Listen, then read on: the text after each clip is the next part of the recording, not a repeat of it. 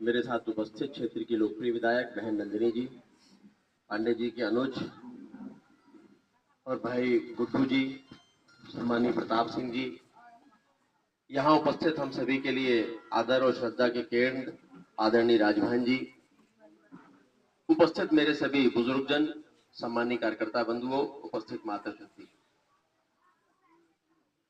मेरे लिए दोनों तरह की स्थितियां हैं। एक तरफ पार्टी की दी हुई एक ये बड़ी जिम्मेदारी है, देश के सामने की एक चुनौती है, वहीं दूसरी तरफ गहरा दुख भी है। दुख इस बात का कि हम सभी के अत्यंत प्रिय सम्मानीय प्रभात पांडे जी इस समय हमारे बीच में नहीं होकर मुंबई में हॉस्पिटल में हैं।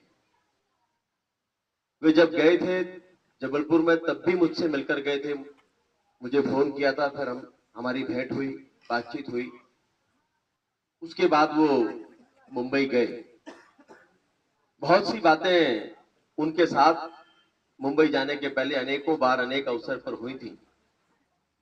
मैं भी ये मानता था कि इस बार जब चुनाव में पार्टी उतरेगी तो सम्मानीय पांडे जी का आशीर्वाद भारतीय जनता पार्टी के साथ होने के कारण भारतीय जनता पार्टी के लिए लड़ाई बहुत आसान होगी।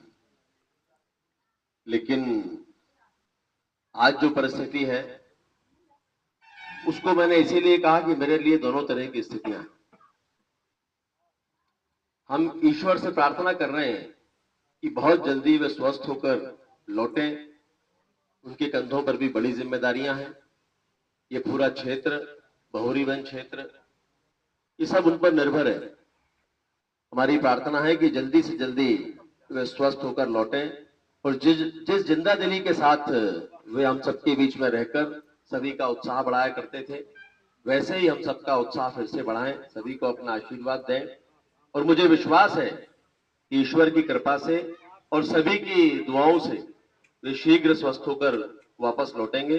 उसी जिंदा दिली के साथ यहाँ पर बैठे हुए उनको देखेंगे और साथ में जो चुनौती हम सबके सामने है उसका सामना भी हमको करना पड़ेगा। देश आज संकट में है। भारतीय जनता पार्टी के कार्यकर्ताओं के सामने एक बड़ी चुनौती है और हम सबकी अपनी जिम्मेदारियां हैं। सबसे ऊपर पार्टी है और इसलिए पार्टी के निर्देश का पालन करना भी हम सबकी जिम्मेदारी है। पार्टी ने मुझे प्रत्याशी के रूप में आप सबके बीच में भेजा है। मैं यही निवेदन करने के लिए आपके बीच में आया हूं कि सभी का आशीर्वाद मिले। इसके लिए भारतीय जनता पार्टी के कार्यकर्ता अपने अपने मतदान केंद्रों पर पूरी ताकत से जुट जाएं।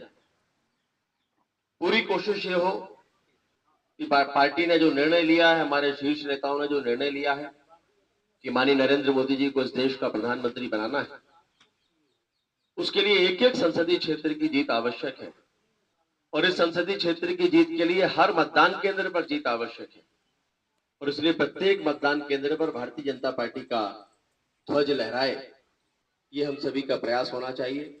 यहाँ जो हमारे आदरणीय बुजुर्गजन विप्र देवता बैठे हैं, उनसे भी मैं आशीर्वाद मांगता हूं कि आपका आशीर्वाद मुझे